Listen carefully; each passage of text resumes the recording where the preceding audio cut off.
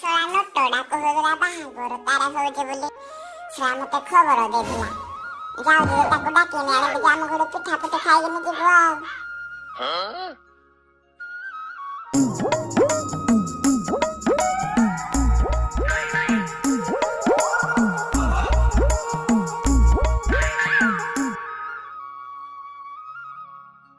ଆରେ ନଟ ତ ବାହାଘର ହଉଛି ବୋଲା ତୁ ଖବର ଦେଇଦେଲୁ ଯେ ମୋର ମନେ ନଥିଲା ଆଜି ମନେ ପଡ଼ିଲାରେ। ମୁଁ ଏଇଟା କହିଥିଲି ଯେ ଭାବିଲି ତୁ ବାହାଘର ହେଇନି ଯିବୁ ଆସ ଆମ ଘର ଆଡେ ପିଠା ପିଠା ଖାଇକିନି ଯିବୁ ଆଉ। ଯାବେ ଶଳା ମତେ ଡାକେନି ଶଳା ତମେ ମତେ ସବୁ ମାରିବା ପାଇଁ ବଇଛ।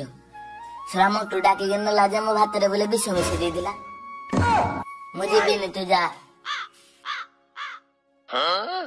ଆରେ ହେ ମଟୁ ଭଳିଆ ମୁଇଁ ନୁହେଁ।